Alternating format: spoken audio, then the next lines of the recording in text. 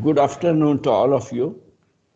And now I would like to start my second talk, uh, which is about the identification and mapping of glacial features using remote sensing technique. By this time, you have gone through a couple of lectures which talk about the remote sensing in general, and as well as the climate change, also a brief introduction to climate change also discussed with you, as well as we have discussed about the distribution of snow and glacier, particularly cryosphere on the earth. Uh, I will request all of you to uh, mute yourself.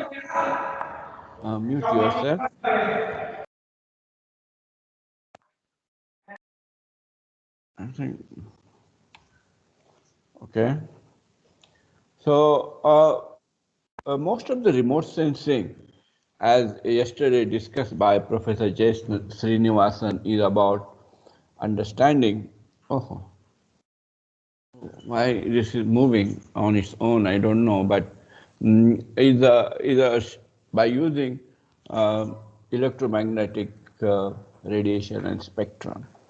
We already know that electromagnetic spectrum has various regions, and these regions starting very high frequencies and very low wavelength, from gamma rays to X-rays to ultraviolet rays, and certain portion around 400 nanometer to 800 nanometer is a visible band of spectrum. On this particular band, we are able to observe the various features on the land. And then there's the infrared band, for which our eye is not sensitive, but there are different sensors which are sensitive. Then there are microwaves and there are radio waves.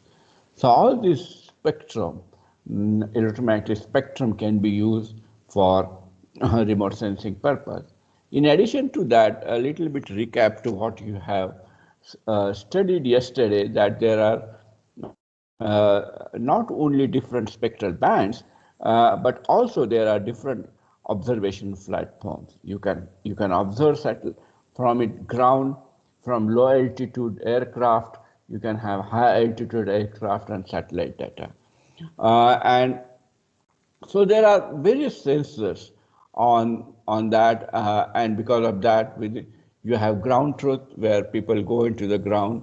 Then you have low and middle altitude aeroplane, then high altitude aeroplane. Then there are space shuttles, which is reasonably low flying as compared to the high altitude satellites, and then eventually there is a geostationary satellite, which is very high altitude. So all these different platforms are used to study the cryosphere, as well as to study the remote sensing. And what we can observe in that is a particularly reflected energy, particularly visible and near infrared band. You can have emitted energy in thermal band. We can also study land. We can also study atmosphere. And predominantly satellite remote sensing is used because this is reasonably cheap and it is available most of the time. Whenever it comes to the glaciers, we have seen this slide yesterday, which suggests that most of the Himalayan glaciers are along the Pir mountain range. Then there are Great Himalayan mountain range, Ladakh mountain range, and Karakoram mountain range. So these glaciers are predominantly located all along these mountain ranges. And so we can really study the various features of the glaciers, and these are glacier boundaries, snow and ice. There is snow on the glacier, there is ice, and there is the debris on the glacier. We can study by using remote sensing reflectance and albedo. We can study the glacial terminus, and which is also called a snout. We can study glacier advance, retreat, and area loss. We can also study the supra and proglacial water bodies. We can mark the moraines which are active and inactive moraines, which generally used to interpret the paleo extent of the glacier. We can use remote sensing to understand glacier velocity and depth, and glacier mass balance. So all aspects of the glaciers, or if not all, the most of the aspect of the glaciers can be studied by remote sensing technique. But first you understand how glacier looks like, and we already know that glaciers are nothing but the mass of ice, and in order to form a glacier, we require large amount of snowfall, which cannot be melted during summertime. So there is additional snow every year is accumulated, and once it's accumulated in large volume, because of the pressure and temperature, it gets converted into the ice, and if large amount of ice is there, it starts moving down the valley and the glaciers are formed. So this is the idealistic picture of glacier. So these are the glacier boundaries. You can see most of the Himalayan glacier or mountain glaciers will look like this. So what it means is it will have a different neighborhood. That boundary means there is another glacier with adjacent to it. And why this is a different from each other? Because ice from this place will move towards the this glacier, and from another side it will move to another glacier. So this differentiation, which is generally called as ice divide, which is very important for us to understand. Sometimes there will be rocks, so you can delineate boundary very clearly. In addition to that, there are moraines. So there are two moraines. One I was talking about the active moraine. So you might have a rock outcrop which is coming over here, and the rock will fall onto the glacier, and because of the moving glaciers, the rock will be carried forward, and it will create a linear feature on the glacier, which is called a moraine. So moraines either in the middle of glacier, then it is called medial moraine. If it is side of the glacier, then it is called lateral moraine. If it is at the end of glacier, then it is called the terminal moraine. So as it moves, eventually this, because it spreads and it covers most of the area onto the glacial surface, particularly in lower altitude, and you have a huge debris cover on the glacier. This is a, such glaciers are debris covered glaciers. But as the glaciers start retreating, whatever is a lateral side of the moraine will remain, and this can be mapped, and which is called the inactive glacier moraines, and these morainic features are used to estimate the paleo extent of the glaciers, as well as if you do certain dating technique, you can take the you can estimate the time frame at which the glaciers was extended to its maximum or at different stages of glaciation. In addition to that, there will be a formation of small lakes. We will see that, and these are generally called ice lake or ice lakes, or it is also called the moraine dam lakes. And if there are lakes on the surface, then these lakes are called the supraglacial lakes. So this is the general geomorphology of the glaciers, and we will try to understand how we can interpret these of the things, but there are certain key issues which you should understand about the glaciers.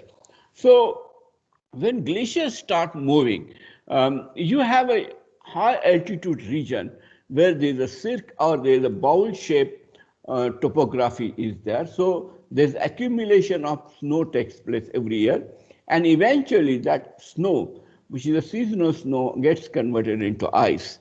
We will discuss this conversion of ice and other thing in tomorrow's talk when I talk about the development of algorithm for snow cover monitoring. What will happen? What happens is the flow of ice is not parallel to the surface. So glacier doesn't flow parallel to surface. So you have a high altitude region. The glaciers will go. It will have downward. It is some merging velocity, and when it comes to the lower area, it comes the emerging velocity. So what happens is when at the end of ablation season or end of the summer, there is a certain area of glacier will be covered by snow, and which is called the accumulation area. Certain area of the glacier, surface of glacier, where ice is exposed on the surface. That means the seasonal snow has completely melted and ice is exposed. So that is called a zone of ablation, or this is the ablation zone. The line separating between the ablation zone and accumulation zone is known as equilibrium line. This is a unique line essentially because it represents the zero mass balance. So this line has significantly used to estimate the mass balance of the glacier. Glaciers can also create certain pools on the surface, as we discussed it is, and it can also lose its mass because of the sublimation. Sublimation is a process by which surface ice can directly get converted into the vapor. And then there will be calving if there is a water body near that, and there will be meltwater stream will also happen. But another key thing we have to remember is about what happens to the base of glacier. That means it is not necessary that all movement of glacier is caused because of the gravity, or because if a sufficient large mass is there and glaciers start moving. It is also caused because of the melt at the bottom. The principle is similar to the skating. That means you have a weight, you have a, see, if you look at this skater, which is entire body weight is really on the small skate. So the small area which is covered, in which this entire body weight is coming. So if you put excessive pressure on a small part of ice, its melting point changes, and because of that, its change in melting point, you have always bottom of the skate is a water, and because of that you can skate very fast and you can move very fast. Similar phenomena you can also observe on the glacier, and particularly in temperate glacier. What happens is there is a significant amount of weight which is produced on the bottom, and it changes its freezing point or melting point, and because of that you have always liquid at the bottom of the glacier. Since there is a liquid at the bottom of the glacier, or water in form of liquid, it really slides onto the, so in addition to the gravity, there is also sliding takes place. So creep and slides are the two phenomena by which it can be explained. You can see this feature, what you have seen in ideal figure, you can see this in one of the some of the Tapu Glacier. This is one of the iconic figure, which photograph which we have taken way back, and you can see, it can clearly see that accumulation area of glacier, ablation area of glacier. This is a moraine, then is a tributary, and this is a moraine dam lake. So you can see that when you see at it, you can very clearly identify this feature. That means the snow has very high, very white color as compared to the ice, even though many of you think ice will be blue, but it is not really so, particularly in a glaciated terrain of Himalayas, because of the debris cover and there is a water. So all these features can be mapped by using reflectance in visible and near infrared satellite images.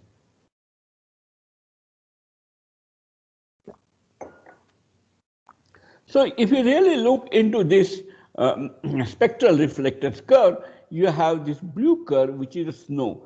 And snow has very high reflectance when it comes to around beyond 400 nanometer, 400, 500 nanometer, and it's continued to have till 700 nanometer. So visible part of electromagnetic spectrum where snow has very high reflectance. If snow gets converted into ice, then its reflectance, even though it continues to high as compared to other region of electromagnetic spectrum, but it significantly reduces into the ice. We will discuss this issue much more detail in tomorrow, but just remember that as it gets converted into ice, there is a reduction in the reflectance, and its cause and it we will discuss in depth tomorrow. If you take another line, if snow gets contaminated, That means there's a lot of either it is clay content or any other black carbon, any other thing. It depends upon contamination. You can see that reflectance is also significantly reduced. And in addition to that, you can also observe the peak of reflectance is also shifted towards the higher wavelength. You can see here the peak is shifted to higher wavelength as compared to visible part, as compared to the clear snow. It is little bit higher side, even though peak is low, but it is shifted to the higher wavelength. If you look into the soil, you can see here very clearly that reflectance is reasonably low in visible spectrum. As you move towards the near infrared and infrared region, this reflectance significantly increases. And vegetation, yesterday you have seen very clearly how it is different per snow.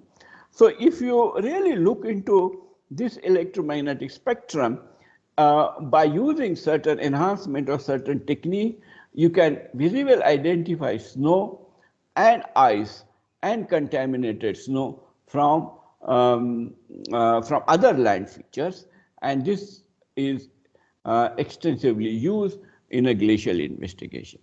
So if you really look into on satellite images how it looks like, and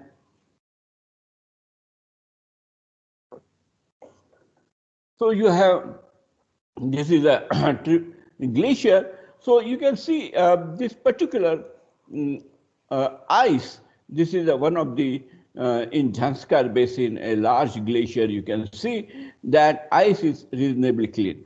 We do not know whether it is a clean ice or whether it is debris covered ice, essentially because it depends upon which spectral band you are using. So if you are using the sphere band, which is around 1500 to 1700, then only you will be able to detect it. If you are able to use only visible near infrared band, it will be very difficult for you to say whether it is debris cover or not. But definitely we can see some crevasses over here. You can differentiate between the snow and you can differentiate between ice very clearly. You can mark all geomorphological features like a glacier boundary. You can mark very clearly here, and these are the land features. These are the moraines. You can also mark moraines very clearly, and this is a lake which is into the deglaciated valley. So deglaciated valley is generally a region where from glaciers are vacated, and these are bounded by the lateral moraines. So we can mark it very clearly on satellite images.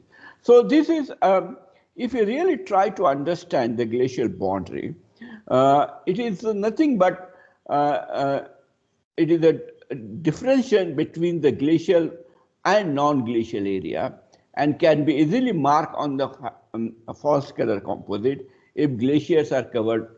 Glaciers are not covered by debris. It should be not covered by debris. It should be not covered by debris. We have seen that in previous slide. If glaciers are not covered by debris, it has unique spectral reflectors, and you can mark glacier boundary very clearly.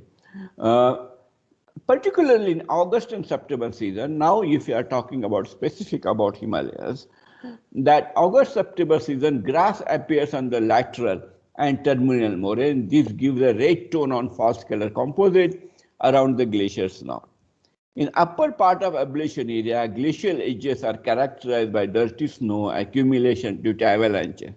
So some of these things we will see in slides. So this is a list 4 image where the false color composite is prepared using the visible band, visible and near infrared band. And you can see here, these glaciers have no debris cover, and you can mark glacial boundary very clearly. If you have a historical boundary, in this particular case, the boundary estimated by topographic map, you can get how glaciers have lost area from 1962 till the date of this satellite image is obtained. In this particular case, maybe around 2004 or something like that. So it can mark very clearly area, but don't be under impression that you are going to estimate loss in glacier area nicely as it is depicted in this satellite image or on these glaciers. it could get complicated as we move on to the various features. So another key issue, another key thing you can really study is identify glaciers where we can clearly mark the glacial terminus. And if you have a lake near the glaciers, at the end of glacier or near snout of terminus, then differentiation between the ice and water becomes very easy. So we can systematically mark how much loss in glacier length as well as glacier area.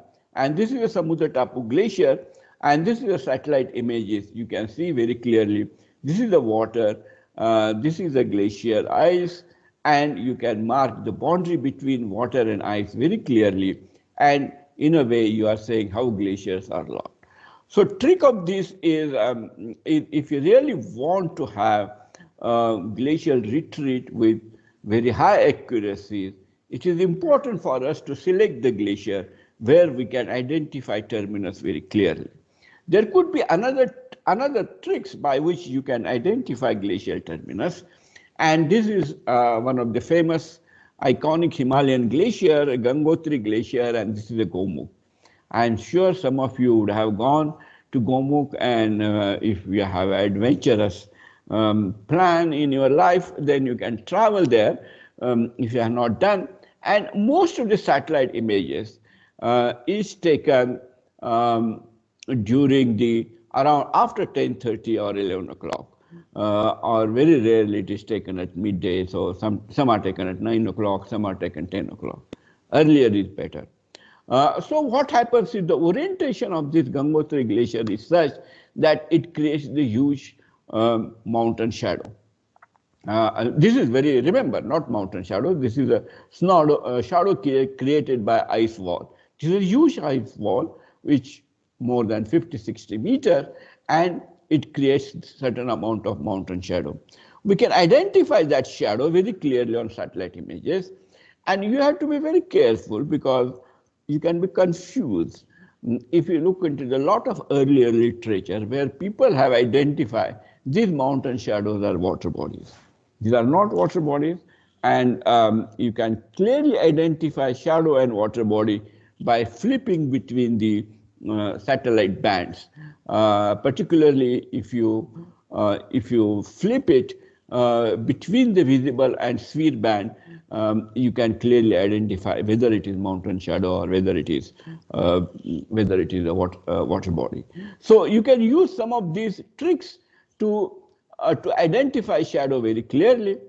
You can also be confused because of the dead ice zone, because this is a Parvati glacier where we have gone for an expedition, and when we enter from the valley, the Parvati Valley glacier is in Parvati Basin in Himachal Pradesh, and it really takes 4 days to track to the glacier. By that time you're exhausted, and you are intent to call the first ice wall as a terminus.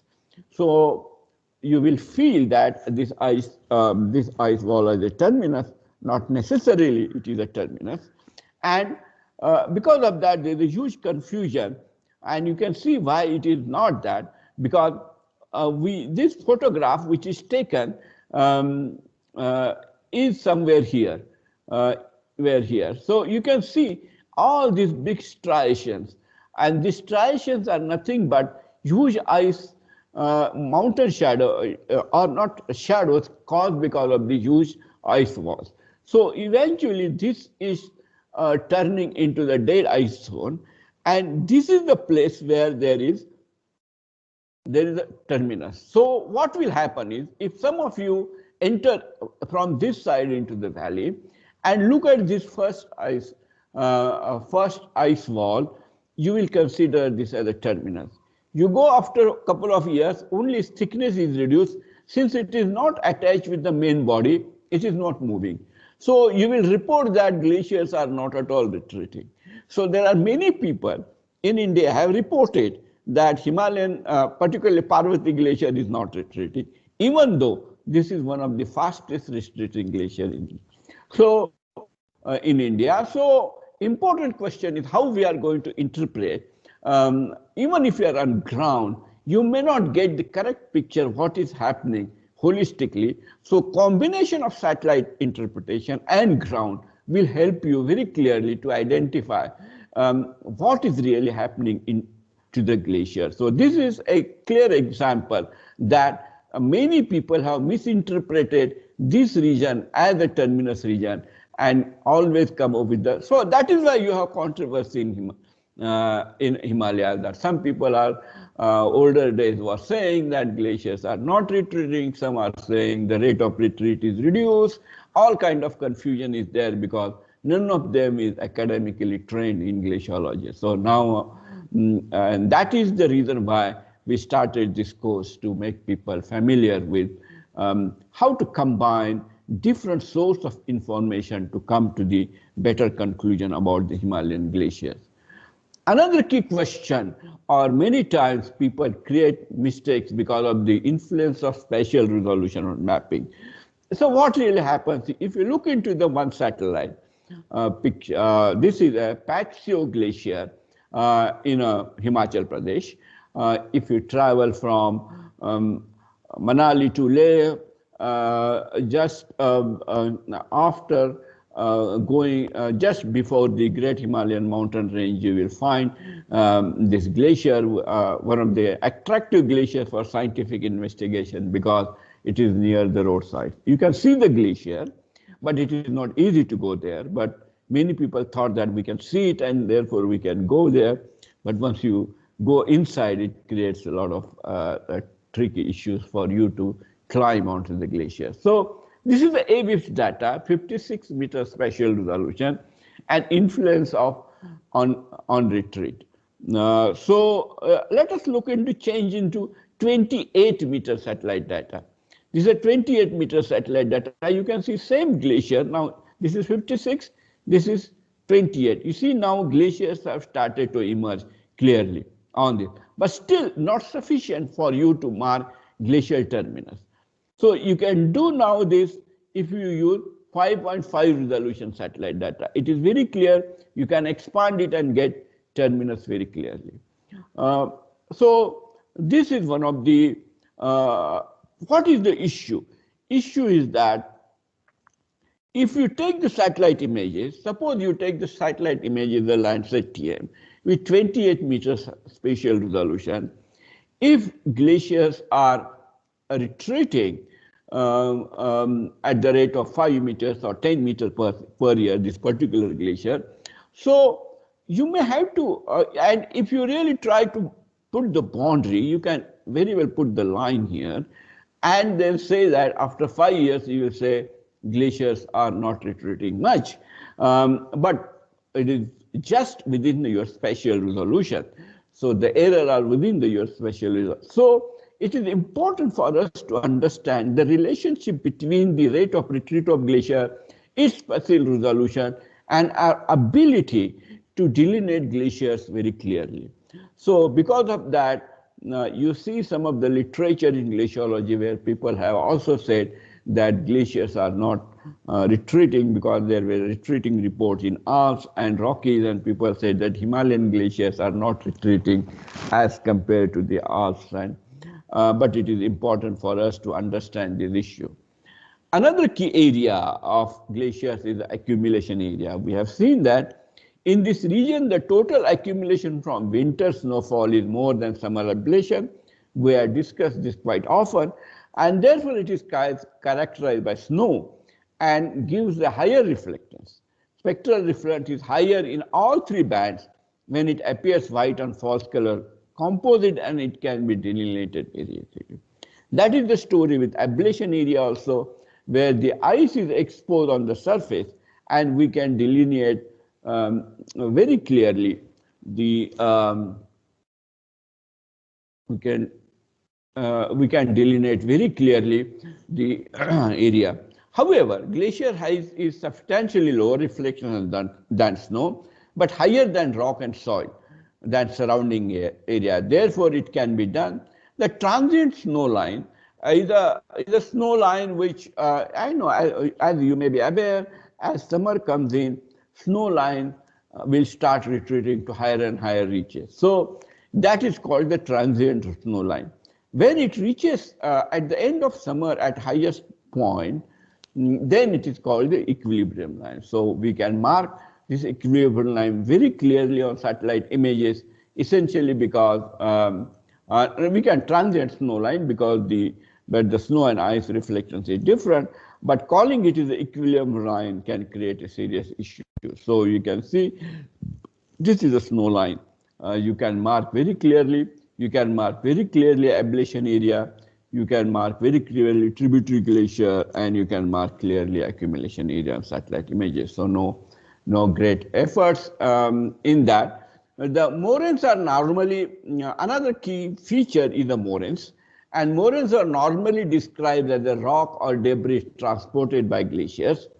Depending upon location, it can be classified as lateral, medial, or terminal, or end moraine.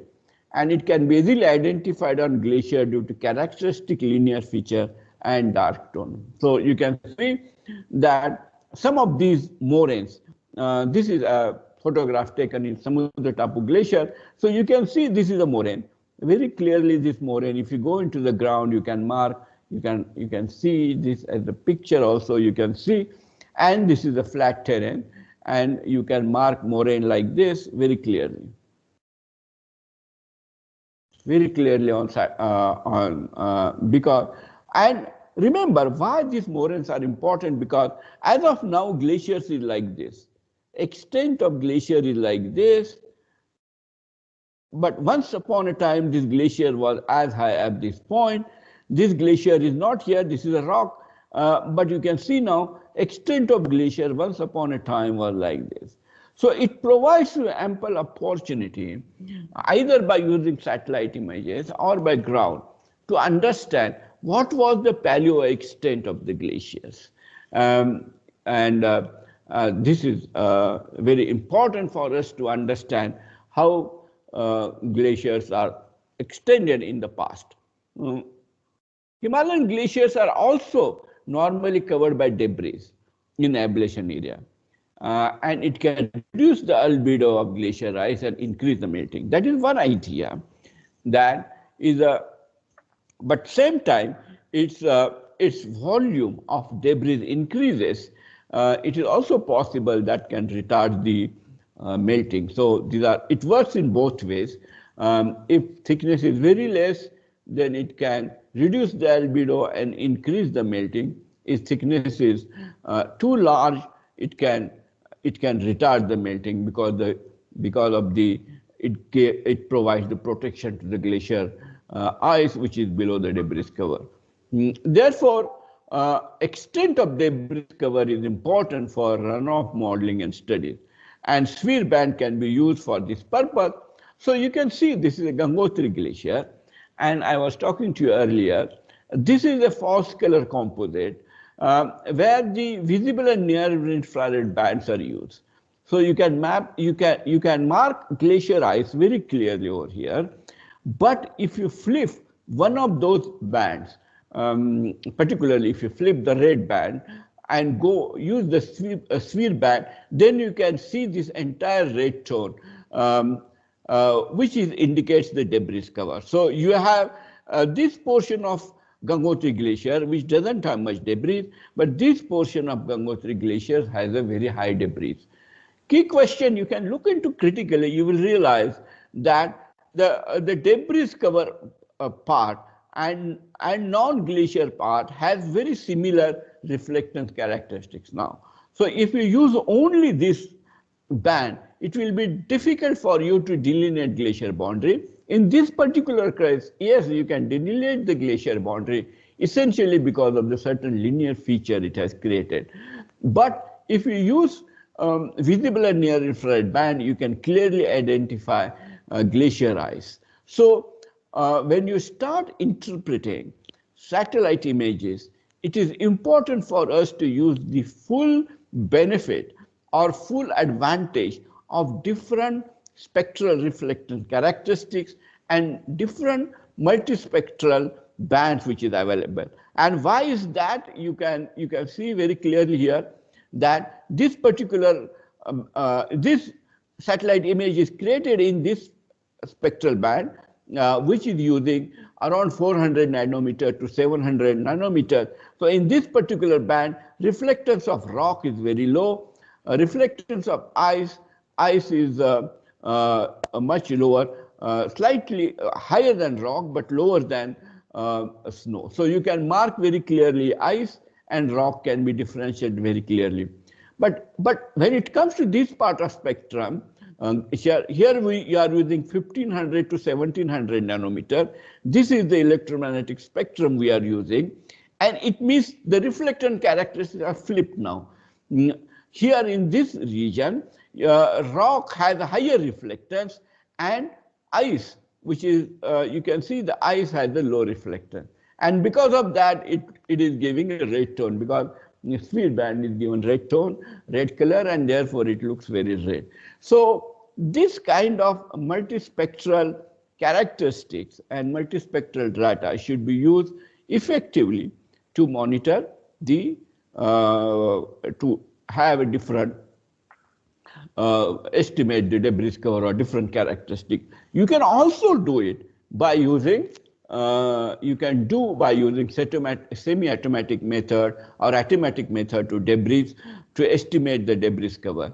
So you take the satellite images, you have to do radiometric correction, and then from radiometric correction you do the reflectance. We will discuss all this issue tomorrow in depth. And then by using supervised classification, you can have a glacial, put glacial boundary and the maximum snow cover free area you can delineate, and by using top of the atmosphere reflectors, NDSI and SWIR, you can use the supraglacial debris cover. So essentially we are using normalized difference snow index. We will discuss this NDSI in depth in tomorrow's lecture, and why it is possible for us to differentiate between debris and non-debris cover. So you can do that supraglacial debris cover very clearly by using semi-automatic technique. And you can see this is a Samudra Tapu glacier where you can use the NDSI map. This is a satellite images, and by using NDSI map, you have mapped the debris cover on this. So this is whatever you see. This is a red is the glacial boundary, and white is the debris cover. So you can mark very clearly debris cover by using satellite images, satellite remote sensing.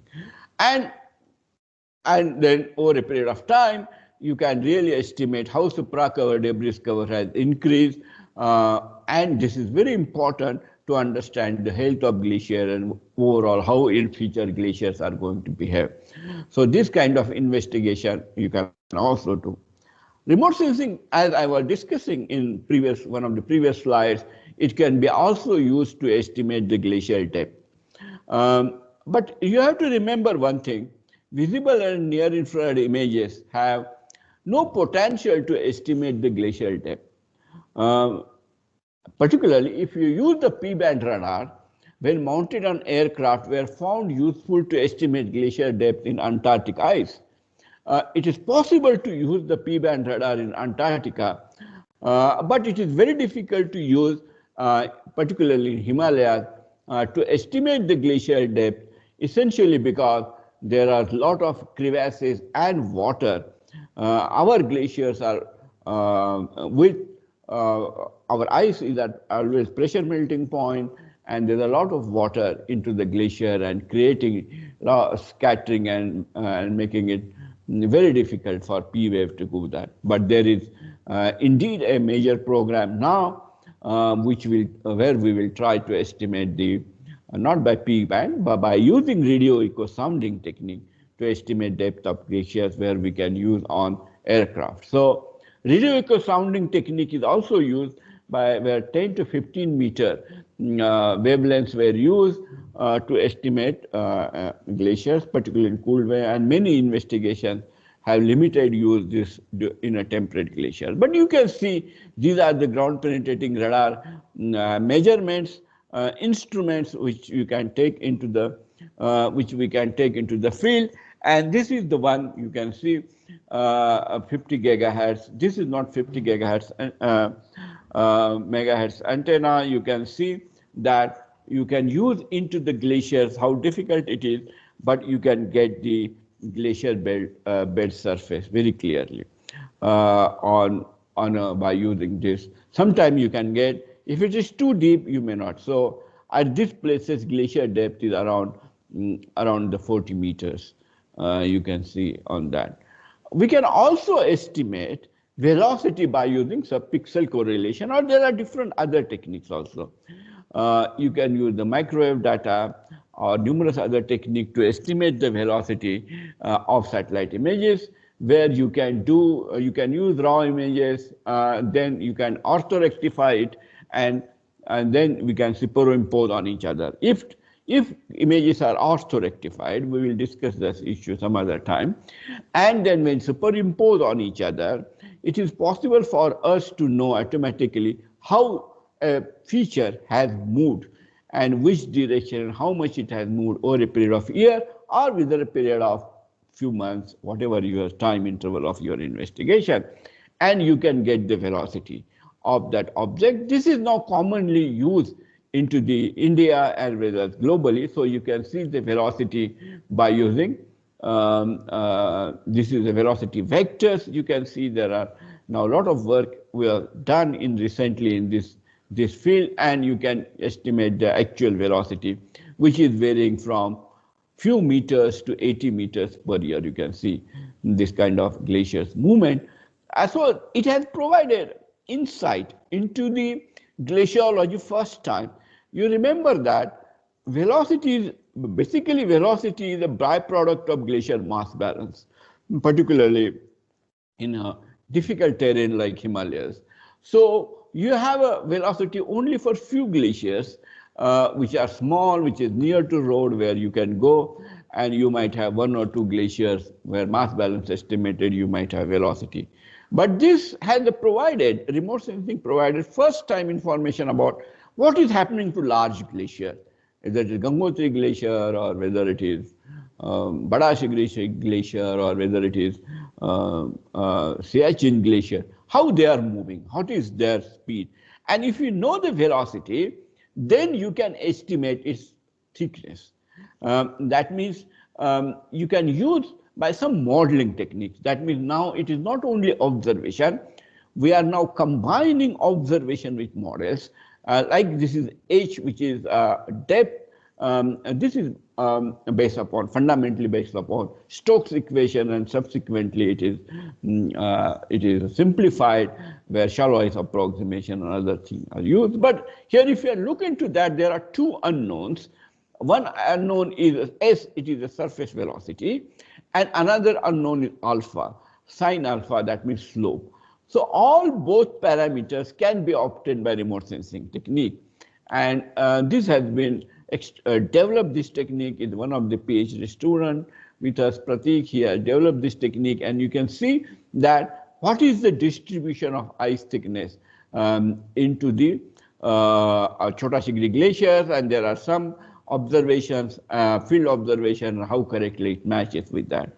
So what I'm trying to emphasize to you is remote sensing provides you data which were not otherwise available to the scientific community, and that data can now be further integrated in various models, providing you new direction for glaciological research in India.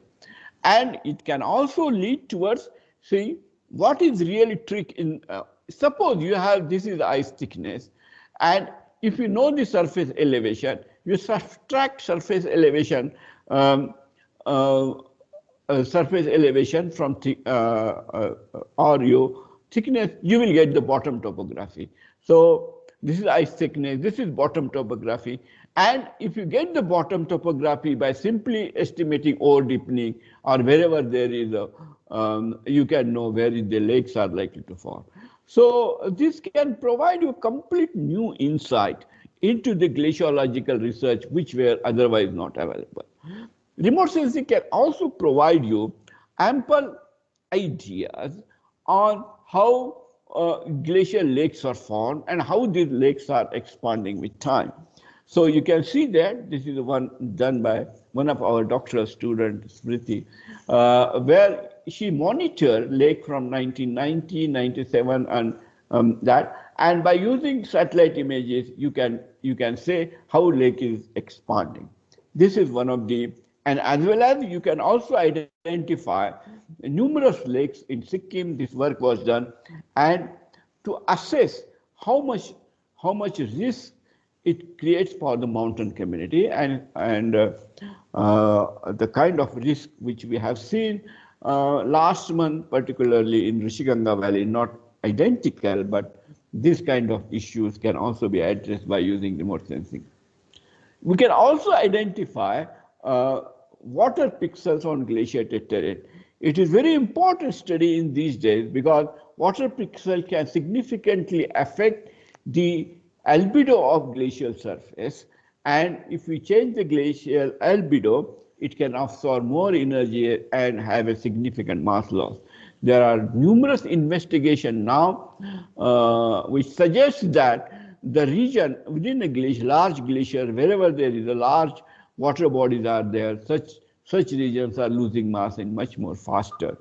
And as glaciers start melting and more debris covered on the surface, there's a possibility of increasing such pond. So you can do that by using satellite images, where you can use glacier elevation model and satellite images, image convert into reflectance, convert into normalized difference snow index, and giving certain threshold value, you can estimate the how much is the water body in that. So you can mark this water pixel extraction, you can mark this all water pixels, small water pixels, you can identify it on satellite imaging. You can also estimate the albedo of snow and ice by using remote sensing. By this time you are quite familiar with albedo is how important thing.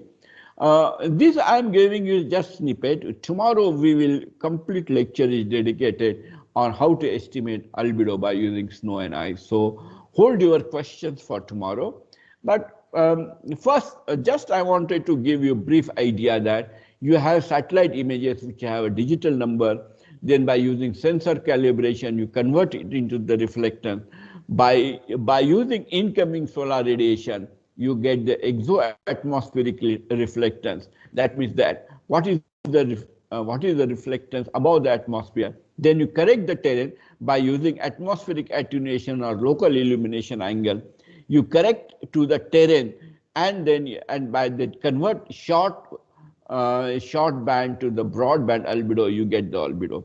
Some of these things you yourself will do it. We have some exercises, and from tomorrow onward you will actually do on the data to convert this into the satellite digital number into radiance into exoatmospheric into terrain corrected reflectance. You will do it by yourself. You can also use this one, the albedo change, to estimate how forest fires are affecting, because you have a historical record of albedo or reflectance. You can know how it is changing with time, and sudden drop in reflectance probably can explain you this thing. You can also use mass balance of glaciers by using remote sensing. That means you have a satellite images which is taken into two different positions. So you have from there you can convert elevation model, digital elevation model, DEM you can create, and if you get 2 years DEM, you can subtract from each other and you will get the change in height. And change in height can be converted into the mass loss. So this you can see, this mass loss is done by from 2000 to 2014, and it is comparable with other methods. You can see this kind of work is also done.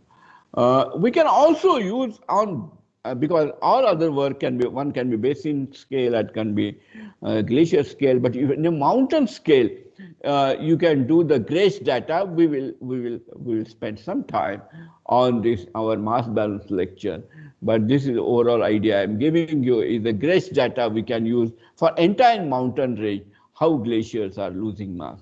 So it can be done, and You can read some of these new books, like Physics of Glaciers by Coffey and Patterson, Fundamental of Remote Sensing by George Joseph, or Cryosphere with Marshall's book. So with this, I would like to stop here.